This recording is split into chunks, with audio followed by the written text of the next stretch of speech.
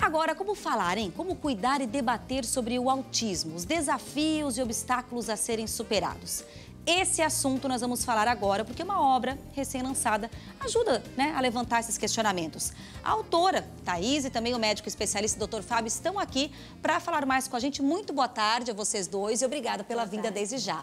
Eu vou começar perguntando para a Thaís, então, da obra em si. Como surgiu a ideia e o grande objetivo? A obra é Noa com Caixas até a Chuva Cair. Ela faz parte de uma coleção, a coleção de ouro da editora Santorini. Começou com o primeiro livro, A Menina de Ouro.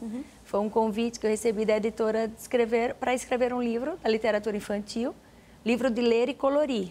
Ele é diferente dos demais, pode ver. Ele é para as crianças. Isso.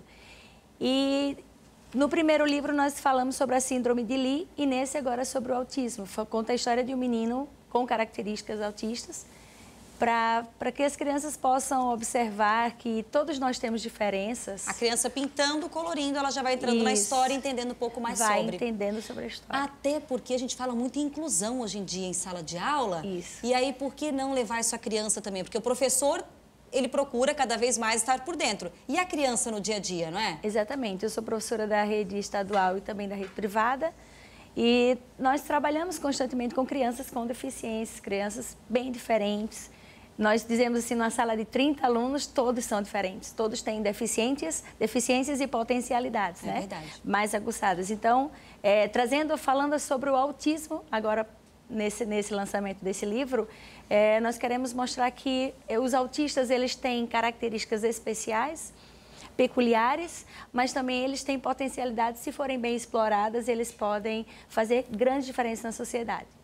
Doutor, médico especialista nessa área, e aí o autismo ele é muito regado, palavra mistério, justamente no tratamento, nos cuidados com o dia a dia. Tem alguns nomes famosos, por exemplo, Marcos Mion, ele trouxe esse assunto muito à prova também, a sociedade abriu, e aí a sociedade começou a entender, poxa, existem os graus. Esse é o grande desafio nos dias de hoje, ainda, que são os graus do espectro do autismo? O diagnóstico do espectro autista, ele é muito difícil, muito complicado, porque ele não é uma doença, ele é um transtorno, ou seja, ele é uma alteração do desenvolvimento que não é passível diagnosticar através de exames. Tá? Quando a criança nasce, não há como dizer se ela é autista ou não é autista. Nós vamos descobrir isso conforme o desenvolvimento se processa de uma maneira diferente. E muitos sinais, eles vão aparecendo gradativamente. São crianças que possuem dificuldade de comunicação, de interação e desenvolvem comportamentos repetitivos. No começo, isso pode ser confundido com um simples atraso, né? Uma criança que demora para falar, uma criança que demora para andar, uma criança que não brinca com as crianças da mesma idade, não tem tanto interesse, né? E por isso se torna complicado o diagnóstico antes dos 3 anos. Porém, o tratamento precisa começar antes dos 3 anos. Antes dos 3 anos? Antes dos 3 anos. De preferência, os trabalhos têm mostrado antes dos 2 anos. Porque a forma como essa criança vai ser estimulada modifica muito o seu desenvolvimento. O papel dos pais é fundamental, então. É de fundamental. Acompanhar de perto e entender. Exatamente. Tanto na suspeita como direcionar o tratamento. É imprescindível que as pessoas conheçam e entendam o que é o transtorno do espectro autista para poder reconhecer. E se não houver esse reconhecimento, nós não teremos um diagnóstico precoce.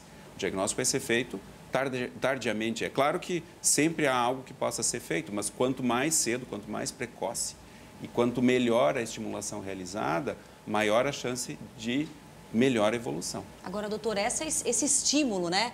O quanto ele pode trazer de resultado, por exemplo, dependendo do grau, a evolução? Sim, logicamente depende muito do grau, claro, né? Poderíamos dizer que mesmo nos mais graves sempre há algum tipo de benefício. Mas é claro que os quadros leves, iniciado o tratamento precoce, eles têm condições, e em alguns casos até de se tornar pessoas independentes, né? Então, conhecendo, sabendo que a evolução é de risco para o transtorno ou confirmado o transtorno, existem terapias que são mais adequadas e isso a gente precisa lançar a mão nesse momento. Assim como a Thaisa falou, né? Cada ser é único, então isso também vale para todos os momentos, todas as situações como essa. um livro como esse, em que traz, em que leva isso, porque a palavra inclusão também entrou muito em alta. Quanto isso ajuda? Eu acho que ajuda muito de duas maneiras, né? Uma é a criança autista, né? E as não autistas conhecerem uma outra, entenderem que há essas diferenças, né? Respeitar essas diferenças, e isso é algo que criança consegue fazer muito bem, melhor até do que adulto. Mas ele tem um outro papel muito importante, que é de mostrar para os adultos que existem crianças diferentes e que a gente precisa promover isso. As crianças, elas vão conseguir se relacionar bem, tá? Mas é necessário muitas vezes uma orientação do que deve ser feito, do como deve ser feito, e que respeitar as diferenças é um caminho de mão dupla, né? Ajuda também quem respeita. E essa resposta, Thaisa, no dia a dia, com o livro, você já conseguiu haver isso ou por pais, ou por mesmo crianças? Sim, as crianças, é como o doutor falou, as crianças elas têm um coração puro, né? A Bíblia mesmo nos manda sermos como crianças, porque o preconceito está dentro dos adultos. E eu não quero que o meu filho fique próximo àquela criança para não imitar, por exemplo, o movimento pendular, que é comum nos autistas. Ah, mas ele vai ficar repetindo esse movimento, ele vai ficar próximo. É uma criança que não participa tanto da aula, talvez não seja tão inteligente. Não, esse preconceito não tem com as crianças, mas elas trazem de casa alguns comentários que na sala de aula a gente percebe que há preconceito. E para ter acesso à obra, faz como? Aí vai ter que olhar no Facebook e no Instagram da Editora Santorini. Editora Santorini. Inclusive tem o lançamento no dia 9, posso falar? Claro. Lá no Le Village Business. Ele vai estar palestrando a Daiane Santos, que ela é neuropsicopedagoga. Eu estarei lá, sou psicopedagoga também. E a Thaís Mira, que é ilustradora, minha amiga de trabalho, ela fez essa obra, fez a primeira, ela faz parte desse projeto. E no dia 10, na Assembleia de Deus, no dia 10 agora de outubro, na Assembleia de Deus da Getúlio Vargas, no culto da Vitória, né?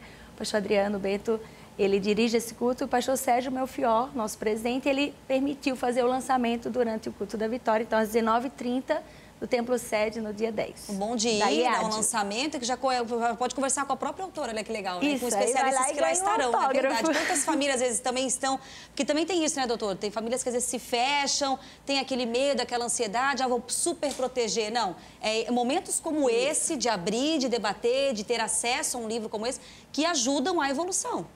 Sim, não há como acabar com o preconceito escondendo as situações e promovendo uma segregação das pessoas.